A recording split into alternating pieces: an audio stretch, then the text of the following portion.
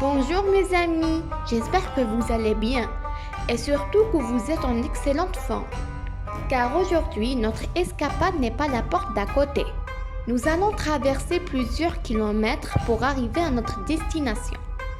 Mais croyez-moi, l'endroit que j'ai choisi de vous faire visiter vaut bien le détour. Oh, quelle maladresse de ma part! J'ai failli oublier de me présenter. Voilà, je m'appelle Tania Nisserine Zerata et j'ai presque 15 ans. Allez hop, les présentations sont faites, alors suivez le guide. Encore quelques pas, nous y sommes presque. Vous voyez ce grand bassin d'eau avec à l'intérieur des chevaux à queue de poisson? Eh bien, ce dernier se trouvait autrefois à la cité de Dar el-Mahsour à El Medania sur les hauteurs d'Alger. Avant d'être déplacé ici en face du palais des Raïs. Et ben voilà, j'ai vendu la mèche. Nous allons donc visiter l'un des plus beaux sites touristiques d'Alger qui n'est autre que le palais des Raïs ou si vous voulez, Bastion 23. Comme vous voyez sur cette maquette miniaturisée, Bastion 23 est composé de 3 palais, numérotés 17, 18 et 23 et de 6 maisons de pêcheurs, numérotées 5, 7, 9, 11, 13 et 15.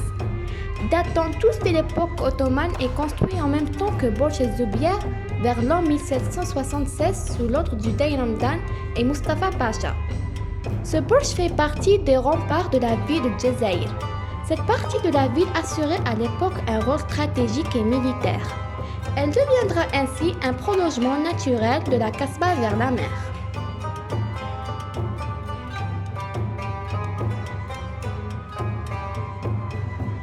Avant de découvrir l'intérieur de ce grand palais qui s'étend sur 4000 m², suivez-moi le long de ce sabbat. Vous allez être époustouflés par la beauté du site. Ces canons témoignent aujourd'hui encore de la résistance d'El-Djezaïr contre l'invasion française. Avez-vous déjà vu un paysage aussi féerique que celui-là? Comme tous les palais ottomans qui se caractérisent par un extérieur sobre, l'intérieur quant à lui est d'un raffinement à couper le souffle. Cependant, il faudra noter que les palais 17 et 23 étaient à l'époque ottomane occupés par les domestiques et c'est pour cela qu'ils paraissent plus modestes que le palais 18. Ce dernier fut construit par Raïs Arnout Mami aux environs de 1750. Les matériaux utilisés dans la construction des différentes composantes de Bastion 23 sont nobles. Ici, comme vous voyez, les colonnes sont faites en tuque et les arcs en pierre taillée.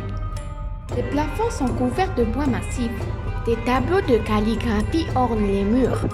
Différentes cultures de l'Algérie sont mises à l'honneur au palais, comme l'habillement, les bijoux en argent, de la poterie, de la céramique et aussi des boucliers, des selles et des épées de Touareg qu'on appelle takouba.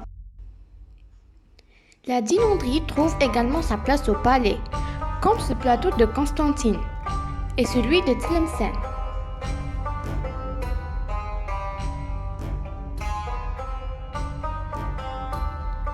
Des tableaux qui reproduisent des scènes quotidiennes ou de vêtements traditionnels de l'époque ottomane ainsi que des lieux emblématiques de la Kasbah agrémentent les murs du palais.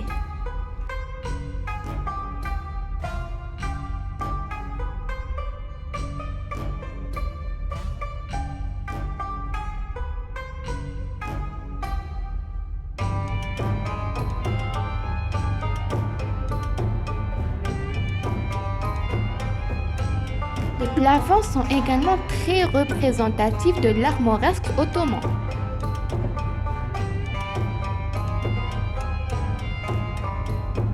Les pièces situées au rez-de-chaussée sont appelées biout, tandis que celles à l'étage, elles prennent l'appellation de ghorof.